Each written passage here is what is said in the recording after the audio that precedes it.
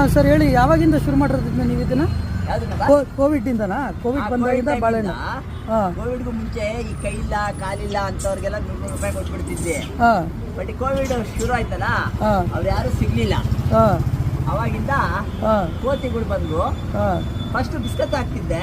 ಹಾಂ ಯಾರು ಹೇಳಿದ್ರು ಬಿಸ್ಕತ್ ಎಲ್ಲ ಹಾಕ್ಬೇಡಿ, ಹೆಲ್ತ್ ಹಾಳಾಗುತ್ತೆ ಅಂದ್ರು. ಕರೆಕ್ಟ್. ಅದಕ್ಕೆ ಬಾಳೆಹಣ್ಣು ಹಾಕಿ ಶುರು ಮಾಡಿ. ಸೂಪರ್.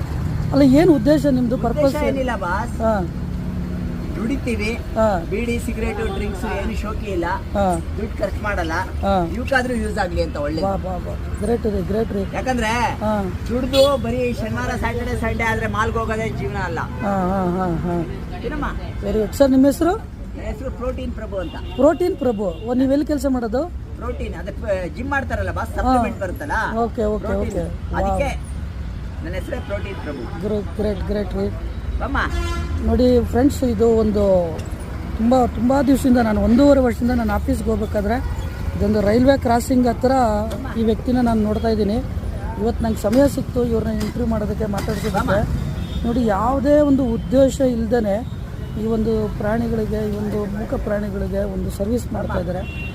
ನಿಜವಾಗ್ಲೂ ಇದೊಂದು ಮೈ ರೋಮಾಂಚನ ಆಗೋಂಥ ಒಂದು ವಿಷಯ. ನಾನು 1.5 ವರ್ಷದಿಂದ ನಾನು ಯಾರು ಇವರು, ಹೆಂಗೆ ಇದು ಸಾಧ್ಯ? ಇದು ಒಬ್ಬ ಮನುಷ್ಯಂಗೆ ನಾವು 10 ರೂಪಾಯಿ 20 ರೂಪಾಯಿ ಕೇಳಿದರೆ, ಏನಾದರೂ ಒಂದು ಸಣ್ಣ ವಿಚಾರಕ್ಕೆ ಒಂದು 10 ರೂಪಾಯಿ ಕೊಡೋಕ್ಕೆ ಯೋಚನೆ ಮಾಡೋಂಥ ಟೈಮಲ್ಲಿ ಈ ವ್ಯಕ್ತಿ ಎಷ್ಟಾದರೂ ರೇಟ್ ಇರಲಿ ಬಾಳೆಹಣ್ಣು, ಇದನ್ನು ಏಕ ಪ್ರಕಾರ ನಾನು ಕೆಂಗೇರಿ ಆಫೀಸ್ಗೆ ಹೋಗ್ಬೇಕಾದ್ರೆ 1.5 ವರ್ಷದಿಂದ ಈ ವ್ಯಕ್ತಿನ ನೋಡ್ತಾ ಇದ್ದೀನಿ. ಇದನ್ನು ಆದಷ್ಟು